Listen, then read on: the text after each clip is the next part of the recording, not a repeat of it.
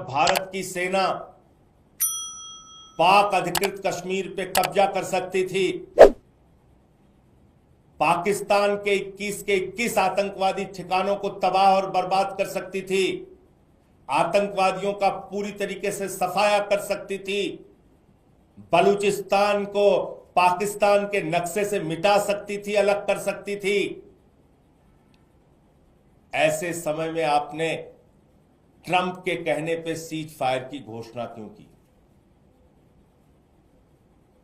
Number 2, पूरा देश ये पूछ रहा है, ऑपरेशन सिंदूर की शुरुआत तो उन बहनों के माथे के जो सिंदूर उजाड़े गए थे उसके लिए हुई थी, और उन सिंदूर को उजाड़ने वाले 4 खूंखार आतंकवादी कहां हैं? वो पाकिस्तानी आतंकवादी कहां हैं?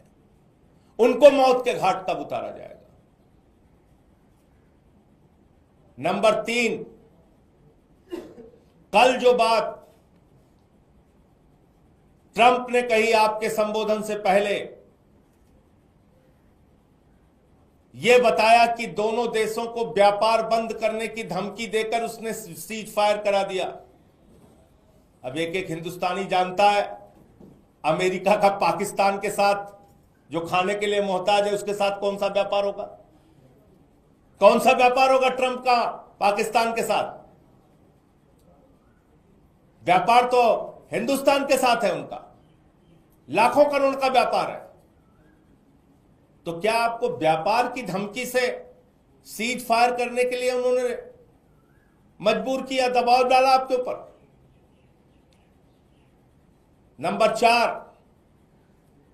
ट्रंप कह रहा है पाकिस्तान महान देश है, शक्तिशाली देश है, इसका खंडन कीजिए। आप खुलेआम कहिए पाकिस्तान आतंकवादी देश है। बुलाइए संसद का सत्र, हम सब मिलकर पास करेंगे, पाकिस्तान को आतंकवादी देश घोषित करेंगे। शुरुआत कीजिए इस बात की। जहां पे आतंकवादियों के अड्डे हैं, जहां पे आतंकवादी संगठन संचालित होते हैं, बोलिए इस बात को। नंबर 5, प्रधानमंत्री जी, आपने कहा वो आतंकवादी घटनाओं को आगे अंजाम नहीं देगा, ऐसा पाकिस्तान ने आपसे कहा। वो कोई सैन्य दुस्साहस नहीं दिखाएगा, ऐसा पाकिस्तान ने आपसे कहा। तो मैं आपसे ये पूछना चाहता हूं, जरा इसका जवाब दीजिए। बताइए इस बात को देश को कि जैसे ही सीज फायर का ऐलान हुआ, 3 घंटे के बाद सीज फायर का उल्लंघन हिंदुस्तान के कई शहरों में हुआ। कैसे सैन्य दुस्साहस दिखाया पाकिस्तान ने? जवाब दीजिए इसका। आपके गृह राज्य गुजरात के कच्छ में हमला हुआ और वहां के गृह मंत्री को आकर मीटिंग लेनी पड़ी आपातकाल में। उमर अब्दुल्ला जी का ट्वीट आया कि सीज फायर का उल्लंघन हो रहा है, और कल जैसे ही आपने अपना भाषण खत्म किया, मोदी जी, आप भाषण देने के एक्सपर्ट हैं, ये मैं जानता हूं, पूरा देश पूरी दुनिया जानती है।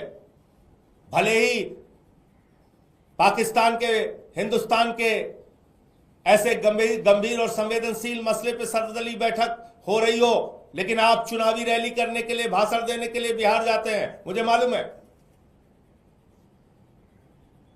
है आप केरल में समारोह को संबोधित करने जाते हैं, आंध्र प्रदेश में समारोह को संबोधित करने जाते हैं। मुझे पता है आप सर्वदलीय बैठक से गायब रहते हैं, लेकिन मुंबई के फिल्मी सितारों को संबोधित करने के लिए जाते हैं और भाषण आप अच्छा दे लेते हैं। कल जैसे ही आपने अपना भाषण खत्म किया, जैसे ही आपका भाषण खत्म हुआ, तुरंत उसके बाद पाकिस्तान ने फिर से सीज फायर का उल्लंघन किया।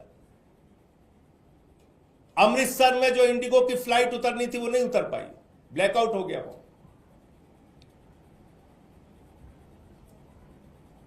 आप पाकिस्तान पे भरोसा कर रहे हैं?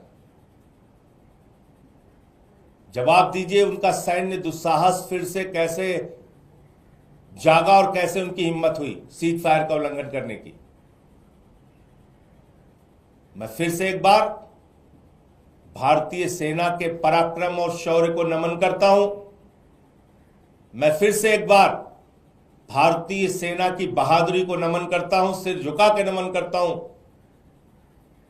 और मैं निश्चित रूप से कहना चाहता हूं, फिर दोहराकर, कि अगर भारत की सेना को रोका नहीं गया होता तो पाक अधिकृत कश्मीर हमारा होता, बलूचिस्तान पाकिस्तान से अलग होता, 21 आतंकी ठिकानों को तबाह और बर्बाद कर गया होता, और पहलगाम के वो 4 खूंखार आतंकवादी जिन्होंने हमारी बहनों के सिंदूर उजाड़े, उनको मौत के घाट उतार दिया गया होता।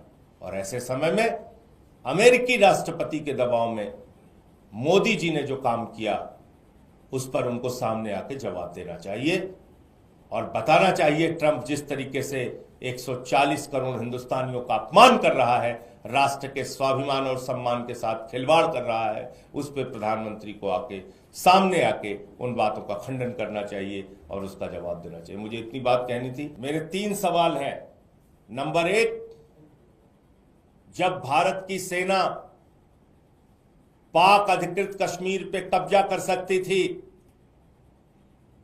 पाकिस्तान के 21 आतंकवादी ठिकानों को तबाह और बर्बाद कर सकती थी, आतंकवादियों का पूरी तरीके से सफाया कर सकती थी, बलूचिस्तान को पाकिस्तान के नक्शे से मिटा सकती थी, अलग कर सकती थी, ऐसे समय में आपने ट्रंप के कहने पे सीज फायर की घोषणा क्यों की? नंबर 2, पूरा देश ये पूछ रहा है, ऑपरेशन सिंदूर की शुरुआत तो उन बहनों के माथे के जो सिंदूर उजाड़े गए थे उसके लिए हुई थी, और उन सिंदूर को उजाड़ने वाले 4 खूंखार आतंकवादी कहां हैं? वो पाकिस्तानी आतंकवादी कहां हैं? उनको मौत के घाट कब उतारा जाएगा? नंबर 3, कल जो बात ट्रंप ने कही आपके संबोधन से पहले, यह बताया कि दोनों देशों को व्यापार बंद करने की धमकी देकर उसने सीज फायर करा दिया। अब एक हिंदुस्तानी जानता है अमेरिका का पाकिस्तान के साथ जो खाने के लिए मोहताज है उसके साथ कौन सा व्यापार होगा? कौन सा व्यापार होगा ट्रंप का पाकिस्तान के साथ? व्यापार तो हिंदुस्तान के साथ है उनका, लाखों करोड़ का व्यापार है। तो क्या आपको व्यापार की धमकी से सीज फायर करने के लिए उन्होंने मजबूर किया, दबाव डाला आपके ऊपर? नंबर 4, ट्रंप कह रहा है पाकिस्तान महान देश है, शक्तिशाली देश है, इसका खंडन कीजिए। आप खुलेआम कहिए पाकिस्तान आतंकवादी देश है।